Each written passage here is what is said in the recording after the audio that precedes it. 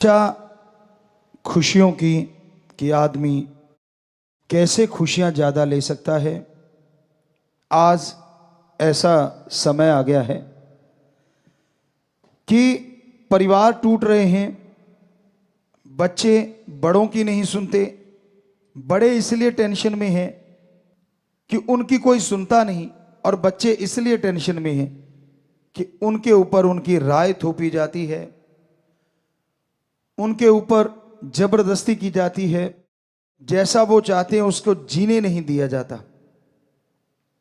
इस वजह से परिवार बिखर रहे हैं। हमारी संस्कृति जो अपने आप में नंबर 1 थी, वो आज टूटने की कगार पे है। दोगले मापदंड हो गए हैं। पुरुष जो है वो चाहता है मैं आजाद घूमूं, मैं फॉरेन कल्चर को अडेप्ट कर लूं, मेरे लिए कोई बंदिश ना हो, मैं कहीं भी घूमूं, कहीं भी चरूं, मुझे ना रोका जाए। पर खुद की मां, खुद की बहन, खुद की बेटी, खुद की घरवाली वो इंडियन कल्चर को अपनाए, वो ना कहीं खुले चले। कैसा कल्चर हो गया हमारा। आप जब गलत कर्म करते हैं, दूसरे सादे शब्दों में किसी की बहन बेटी को लेके घूमते हैं, तब तो आपको खुशी आती है। पर जब आपकी बहन बेटी के साथ कोई होता है तब आपके आग लगती है। तो जब आप किसी को लेके घूम रहे होते हैं, क्या आपको तब नहीं होता कि ये भी किसी की बहन है, किसी की बेटी है? सो कहने का मतलब, एक जैसा संस्कृति ने, भारतीय संस्कृति ने पवित्र वेदों में एक जैसा माहौल बनाया था कि अगर पति पत्नी के लिए देवता है तो पति के लिए पत्नी भी देवी है, पैर की जुत्ती नहीं है। जो लोग ऐसा समझते हैं, चाहे वो पति हो या पत्नी, क्योंकि आज ऐसा दौर चल रहा है, कमाने वाला, या यूं कह लीजिए विचारों की वजह से कई बार पति हावी रहता है कहीं पे तो कहीं पत्नी। ऐसा नहीं होना चाहिए, बराबर का दर्जा होना चाहिए। एक दूसरे का सम्मान करो, राय लो तो दोनों जने, हो सके बुजुर्गों को भी शामिल करो। किसी बिजनेस की राय, परिवार की कोई व्यक्तिगत काम धंधे की राय। क्यों? क्योंकि पता नहीं कौन परिवार में से अच्छी राय दे दे और आपका बिजनेस व्यवहार तरक्कियों में चरम सीमा पे पहुंच जाए। आपको लगता है आपके बाप को कुछ नहीं आता, वो तो अनपढ़ गंवार है। दादा दादी तो बहुत पुराने जमाने के हैं। गलत। एक शिक्षा होती है जो उम्र के साथ मिलती है, तजुर्बा। कितने पढ़ लिख लो, कितनी डिग्रियां ले लो, जिंदगी का तजुर्बा जो सिखाता है वो किताबें नहीं सिखा सकती। इसलिए उनकी बात सुना करो। क्या पता आपको आपके घर में ही कोच मिल जाए जो आपको कोचिंग दें और आपका बेड़ा पार। और बुजुर्गों को चाहिए बच्चों की बात भी सुननी चाहिए। आपको एक छोटा सा उदाहरण देते हैं। बेपरवाह जी परमपिता शास्त्राम जी दाता रहबर, जो अब इस बॉडी में हैं, वो उस बॉडी में भी घूम रहे थे। बेरियों की तरफ हम जा रहे थे और रास्ते में एक छोटा सा बच्चा मिला।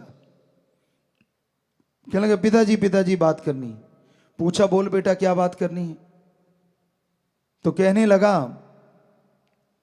सफेद कपड़े या कोई भी कपड़ा आप डालते हैं ना, जब उल्टा करके डाला करो। तो हमने पूछा क्यों भाई, किस लिए बेटा?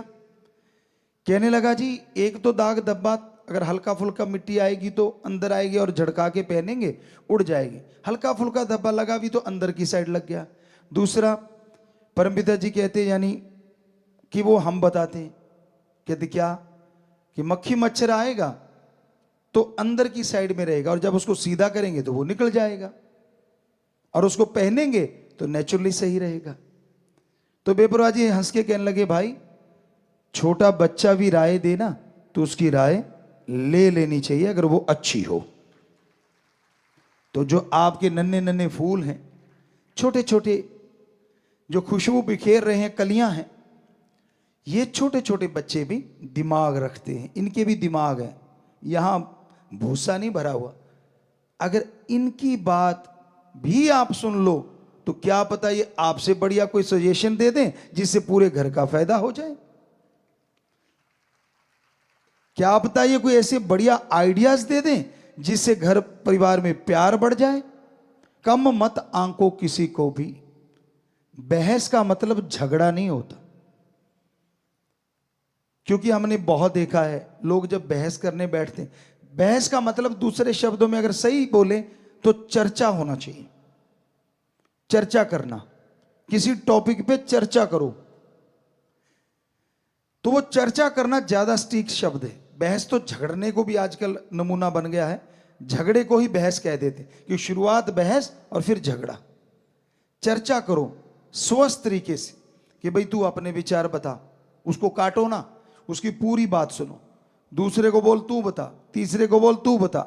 अब सबकी सुने जो घर का मुखिया है, और फिर कहे कि बेटा हो सके तो लिखो पॉइंट, जो मेन पॉइंट होते हैं उनको लिख लो जो परिवार वाले चर्चा कर रहे हैं।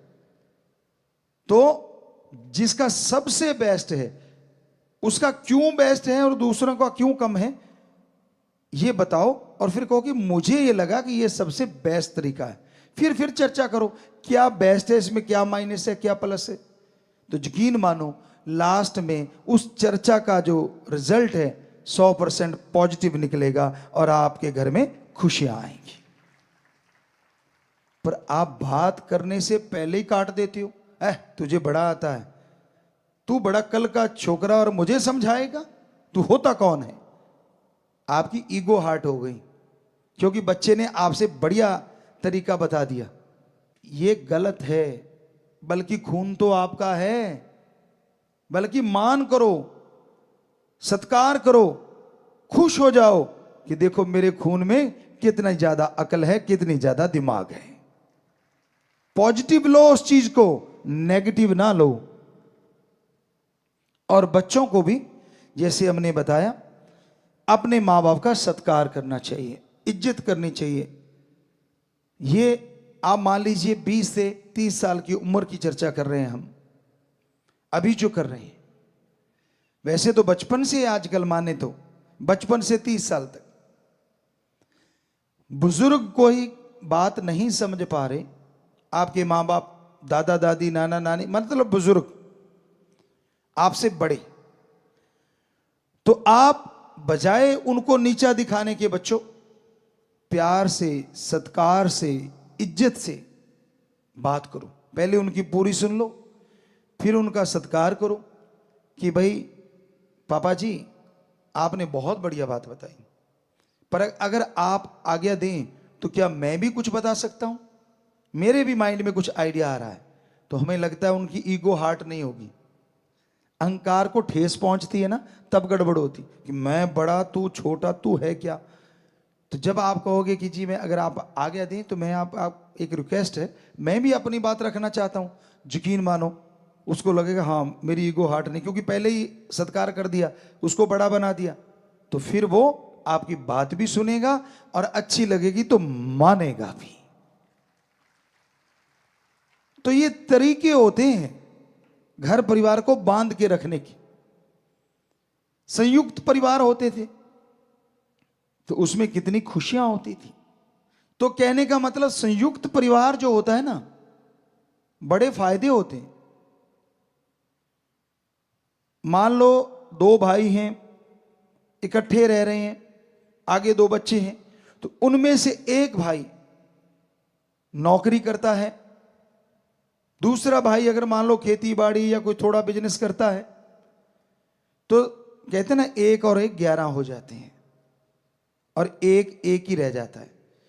और दूसरी बात, खास करके सत्संगियों को, हम अपने उन बच्चों को जो राम नाम से जुड़े हैं जरूर हाथ जोड़ के कहना चाहेंगे कि अगर आप 2-3 भाई हो, इकट्ठे रह रहे हो, तो 2 लोग अगर घर का काम कर रहे हैं और एक सेवा के लिए फ्री हो सकता है, तन मन धन से परहित परमार्थ कर सकता है। बदल बदल के करते रहे ना, एक बार एक आ गया, दूसरी बार दूसरा आ गया, तीसरी बार तीसरा आ गया।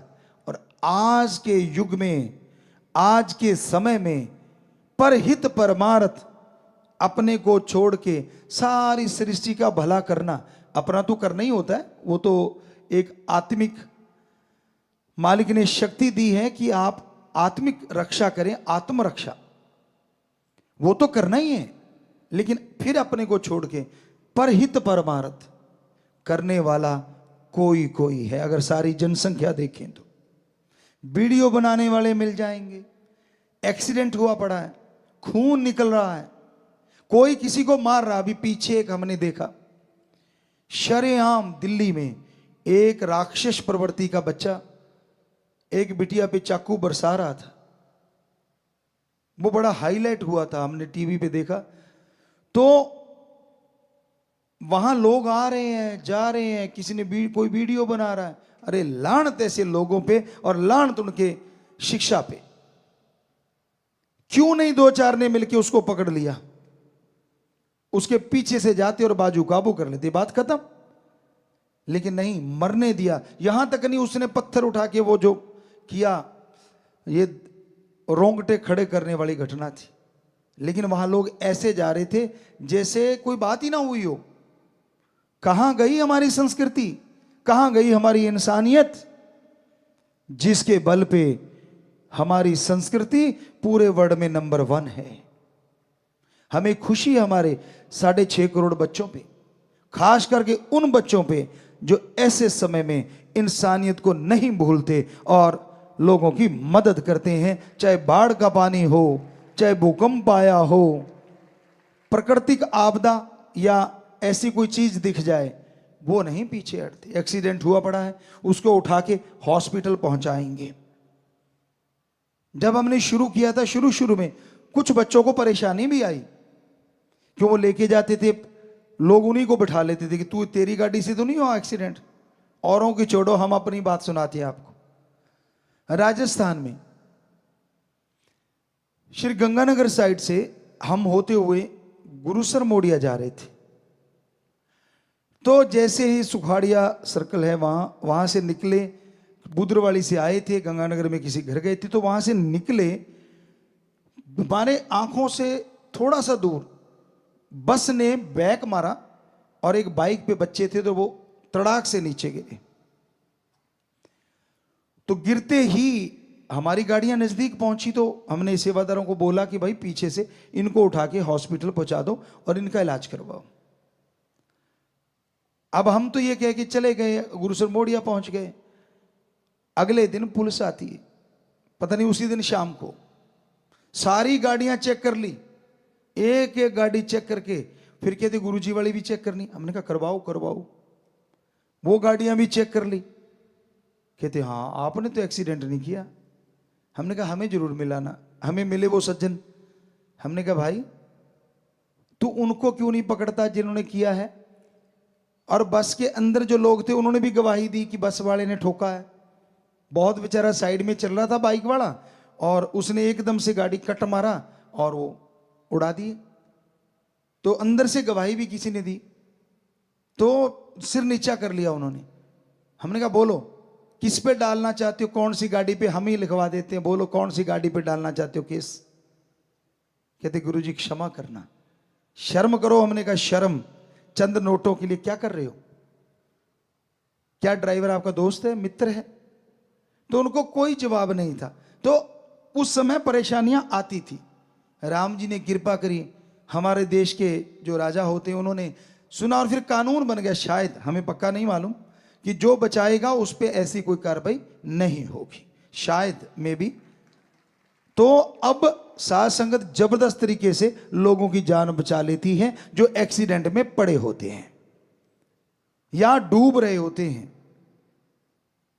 तो बड़ा अच्छा लगता है। तो ये इंसानियत की सेवा के लिए अगर आपके परिवार का एक मेंबर आ गया, वो सेवा कर रहा है, और यकीन मानो घर का 1 या 2 लोग जो बिजनेस कर रहे हैं, वो जो सेवा कर रहा है ना, आपके बिजनेस में भी हो सकता है दुगना चौगुना मुनाफा हो जाए और शरीर की तंदुरुस्ती ताजगी भी जरूर आएगी। इसलिए संयुक्त परिवार अच्छे होते हैं, जो पुरातन समय से चले आ रहे थे। तो कहने का मतलब कितना अंतर आ गया। क्या थी हमारी संस्कृति। हमारे गांव में हमने देखा, हमें बचपन से लेके आज तक राजनीति में ना कोई इंटरेस्ट था ना है, तो पर फिर भी आपको एक बात बताना चाहते हैं। छोटा सा गांव, 774 या 80 90 ऐसे कुछ वोट थे। गांव के 2 लोग जाते थे, चुने हुए थे, वो जाते और किसी को कह के आते कि वोट आपको डालेंगे। पूरा गांव, हमारे जी स्कूल बना देना। स्कूल वहां से 5-6 किलोमीटर दूर था, छोटा सा गांव था। तो वो आके गांव वालों को इकट्ठा करते, कोई बच्चे नहीं जाते थे, सिर्फ घर का मुखिया, सारे इकट्ठे हो जाते। वो कहते थे भाई अब फलां बंदे ने वायदा किया अपने स्कूल बन जाएगा तो वोट उधर डालनी। कहते जी ठीक है, ये नहीं पूछते क्या क्यों किंतु परंतु, सारे घरों में आते और अपने परिवार को आके कहते भाई वोट फलां जगह लगाना है। और ऐसा ही हुआ, स्कूल बन गया क्योंकि वही जीता जिसको वोट डाली। अगली बार फिर वायदा कराए कि भाई हमारे स्कूल को अपग्रेड कर देना और हो सके तो बिजली और रोड नहीं है हमारे। फिर वही जीता, क्योंकि तब वो पेटियां पुटियां खुला करती थी। हमें मालूम नहीं तब क्या चक्कर था, कोई इंटरेस्ट नहीं था हमारा, सच कह रहे हैं आपको, झूठ नहीं बोल रहे। तो कहते थे तब कोई पेटियां पुटियां खुलती थी वोट गिनते टाइम, तो वोट गिनते रहे गिनते रहे गिनते रहे। और जब पेटी खुली, वो हार रहा था जो एमएलए था, वो जब गुरुसर मोडिया की पेटी थी वो खुली, पेटी खुलते ही वो जो बंदा 400 से हार रहा था वो 300 कुछ वोटों से जीत गया। यहां तक हमें बताया, हमें नहीं मालूम कितनों से जीता था वो। तो पेटी खुलने की वजह से वो क्योंकि गिनती करवा रहा था, उसको पता चल गया कि हां मुझे इन्होंने ही जिताया है। तो फिर 10वीं का स्कूल भी बना, रोड भी बनी और बिजली भी आई। तो हमारा यहां ये नहीं कि क्या हुआ, कहने का मतलब इतनी एकता होती थी पूरे गांव की, परिवार संयुक्त रहते थे, अलग हो जाते थे लेकिन फिर भी भाईचारा यूं रहता था। क्योंकि तब जो हमने देखा, बुरा ना मानना, माता बहनों की थोड़ी खड़क जाती थी, भाई भाई तो कई बार एक रह लेते थे, पर उनकी थोड़ी सी रोटी के पीछे, दाल के पीछे, चावल के पीछे, सासू के पीछे, ससुर के पीछे गड़बड़ हो जाती थी। तो उस वजह से घर तो अलग हो जाते थे, कहते थे चूल्हा अलग कर लिया। तब ये नहीं कहते थे खेती बाड़ी बांट ली, कि चल चूल्हा अलग कर लो भाई ताकि झगड़ा ना हो। तो वो घर थोड़ा सा अलग हो गया, लेकिन खेती सांझी, काम धंधा एक ही कर रहे हैं, वही सारा कुछ भाईचारा। तो वो भी बढ़िया है जिनके ये है। तो सत्संगियों तो ये जरूर चाहेंगे कि अगर पॉसिबल हो झगड़ा नहीं करना, झगड़े से तो अच्छा है चूल्हा अलग ही ठीक है। पर अगर लगता है काम धंधा साझा कर लो और 1 महीने के बाद हिसाब जरूर कर लिया करो, चाहे सगा भाई है, चाहे दोस्त है, चाहे मित्र है, लंबा मत डालो। महीने के बाद हिसाब होगा तो अगर कोई बेईमानी कर रहा है पता चल जाएगा, तो अपना किनारा कर लो, और लगता है कि सारा सही चल रहा है तो और जोर लगाओ। तो ऐसा अगर पॉसिबल हो तो आप जरूर करना। मालिक आपको खुशियां दे, बहुत आशीर्वाद।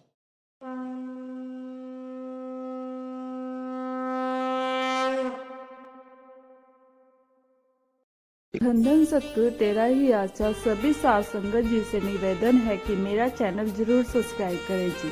धन धन सतगुरु तेरा ही आसरा।